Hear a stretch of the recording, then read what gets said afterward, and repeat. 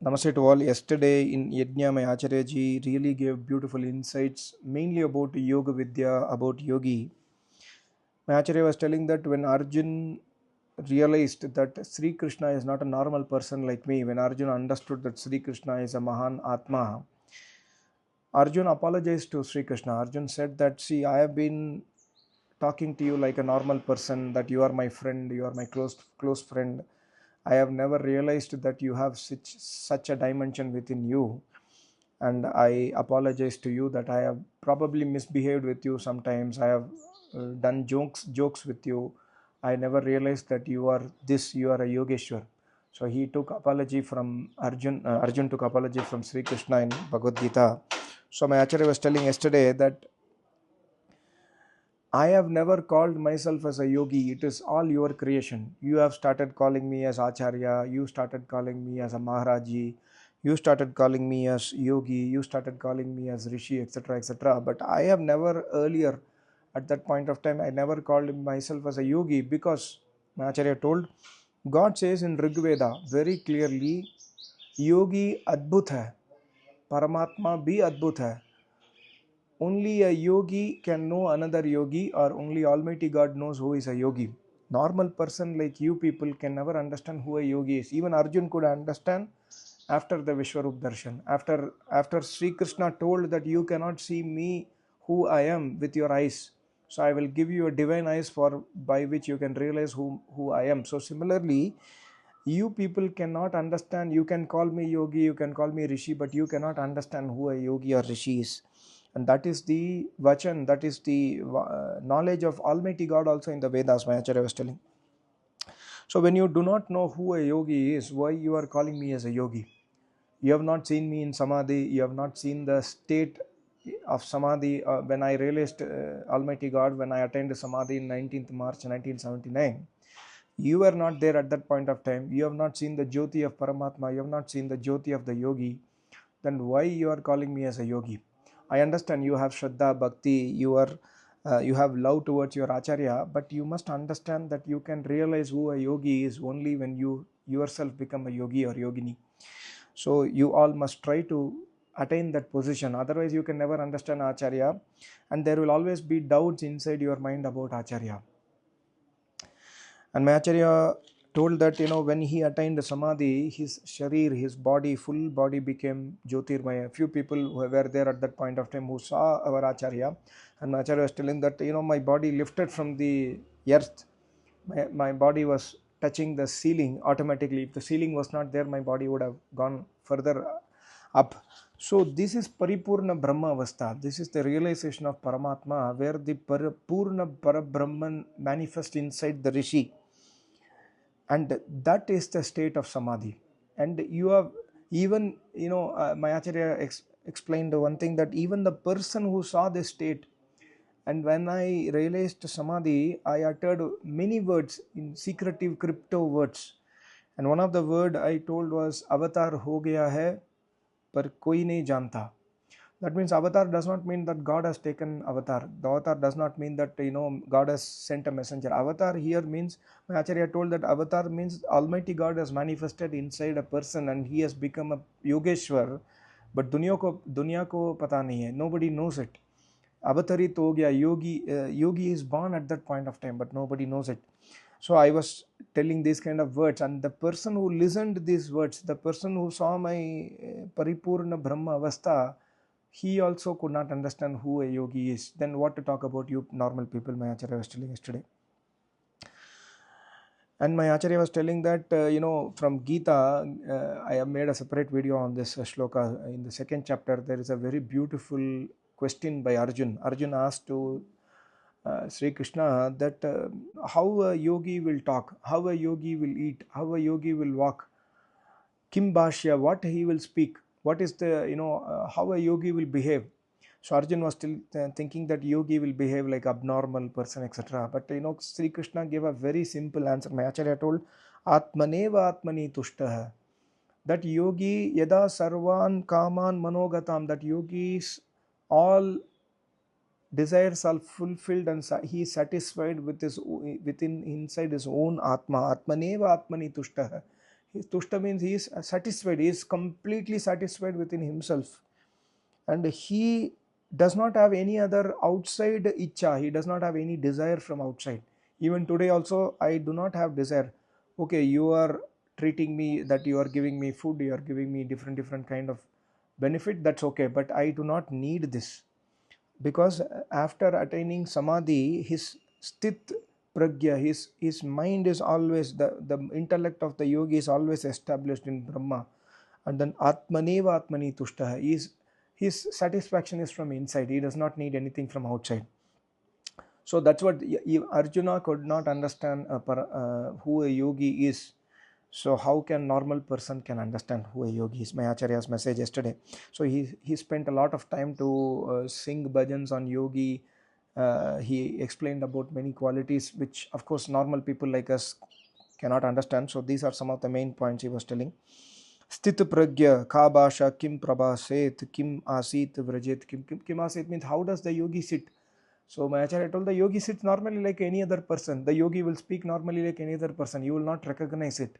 But the yogi does not need anything from outside. The yogi is satisfied within himself. This is the message my Acharya told. And also my Acharya told that yogi always gives vidya dan to sevak.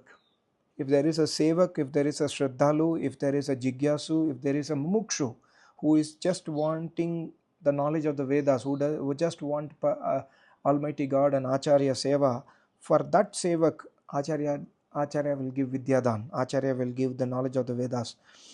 And my Acharya told that yogi does not need any of the pomp and show. He does not require anything. He does not need gift. He does not need anything of anybody. He always wants to be in ekant, he always wants to be in loneliness, because in ekant, when nobody is there, he is always in anand. My Acharya was telling that संसार में यदि किसी को ईश्वर का पूजा भक्ति के बारे में जानना है, so if you want to know about the puja, about the bhakti, how to do upasana of Almighty God, you must listen Samaveda. If you listen Samaveda, then you will understand what is puja, what is bhakti, what is upasana, how to do upasana of Almighty God. So yesterday my Acharya completed Samaveda Avati. So before ending the Samaveda, he told that Samaveda speaks about Upasana Kanda, Bhakti Yoga. So if you want to learn something about Upasana, you must listen Samaveda. Otherwise, whatever you are, the public is practicing today is all man-made worship. It is not tallying with Almighty God's knowledge of the Vedas. Acharya told that God cannot, Ishwar Gyan nahi de sakta. God cannot give you knowledge because God does not have body. God gives the knowledge inside the heart of the four rishis at the start of the universe creation. After that, God has instructed in the Vedas to Rishi Munis that you can give the knowledge to other people. I have given to the four rishis, and the four rishis gives knowledge to the further disciples. So my Acharya told that only a rishi, only a yogi can give the knowledge.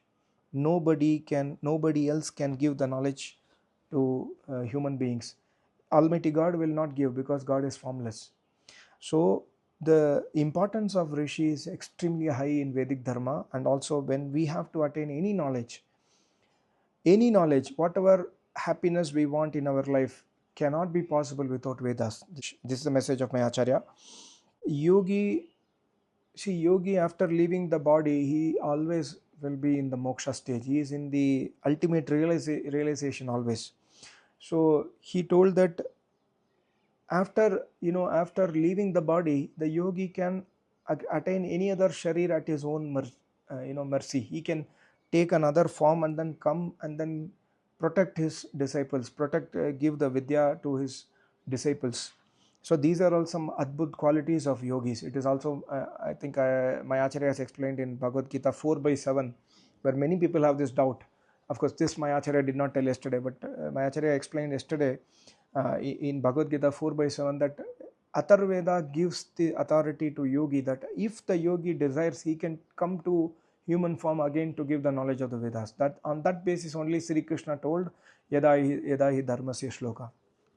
So what a yogi can give you is the diksha. When Acharya gives you diksha, and when you start doing adopting Diksha in your life, that means when you start adopting the practice of Vedas in your life, and when you do everyday name jap, one point of time, genuinely you have an opportunity to you yourself become yogi. And when you yourself will become a yogi, you will realize that who your Acharya is or Acharya was. And my Acharya told that when I attained Samadhi, I went to my Acharya's house, and my Acharya stood up. My Acharya told that you are a yogi, you are a Yogeshwar. And my Acharya called his family, his brother's daughter, brother's wife, he called all the ladies in the house in the village, and he asked that Pandit ke pair dabao, you do service to Acharya. So then I said, no, no, no, why you are doing like this? He said, where there is a yogi in this universe? Tell me, you tell me, where is there any other yogi in this universe? There is no yogi. And without doing seva to yogi, how anybody can attain moksha? So please allow them to charan dabane ke liye, please allow them. So there is no yogi. My Acharya told that there is no other yogi I think in this universe, because only a yogi can realize another yogi. My Acharya was telling yesterday. And he asked one question: why Rishi speaks the truth? Why whatever a Rishi speak will be truth? The Rishi speaks the truth because of his realization, because of his realization of Almighty God in Samadhi. And God is truth. When God is truth and the God is realized inside the heart of a Rishi, whatever a Rishi will speak is only truth. He will not speak lies. He will not speak anything against Vedas or Dharma.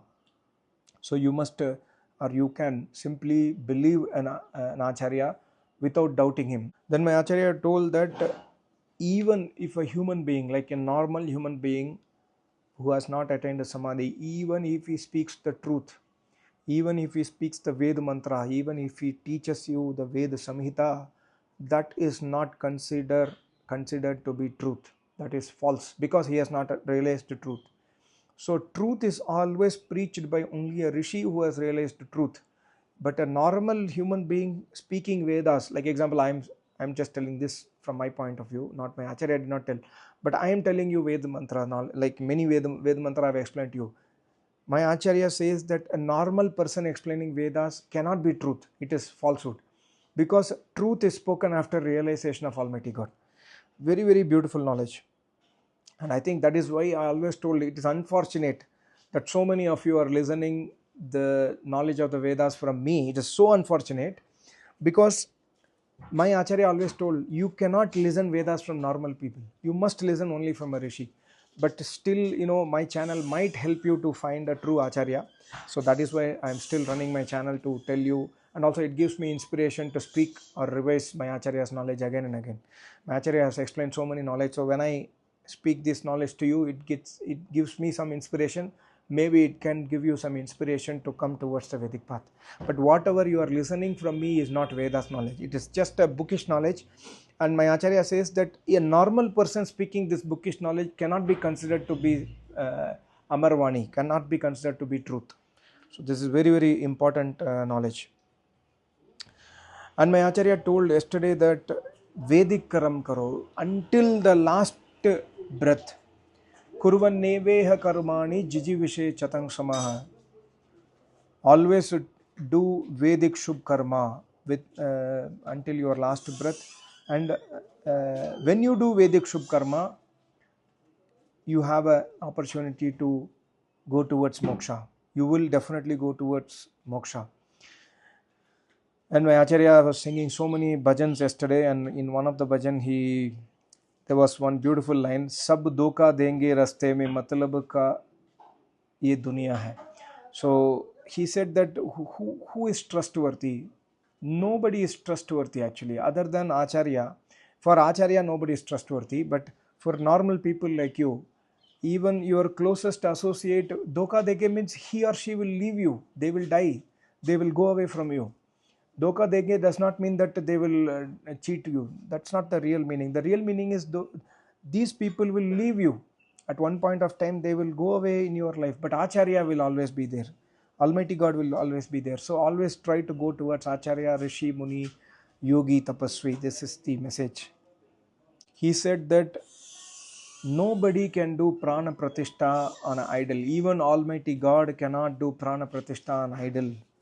Because God says in Rigveda 3 by 56 by 1, my niyam is unchangeable, is unchallengeable. Nobody can change my Vedic niyam. So even Almighty God cannot do prana pratishtha on idols. This is very, very important. Like my Acharya was doing the pravachan for 3 hours approximately. So my Acharya told that आपके पास time नहीं है. You do not have time for listening the knowledge. You are in a hurry to go back to home. You are in a hurry to go and eat food. But for me, my entire body, my mind, my intellect, my time, my breath, everything is dedicated to Ved Vidya. Everything is dedicated to Almighty God. I have 24 hours time for Almighty God.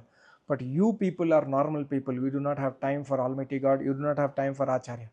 So my Acharya told, you must inculcate this kind of good qualities in you. And never ever disobey the orders of Acharya. If Acharya gives an order, you cannot disobey the orders. You must, because the Acharya's orders are from Almighty God. So these are some of the important knowledge my Acharya gave yesterday. I hope you understood. Sorry if you had some disturbances. I'm making this video from ashram, so many people are coming and going. Thank you so much. Namaste. Om.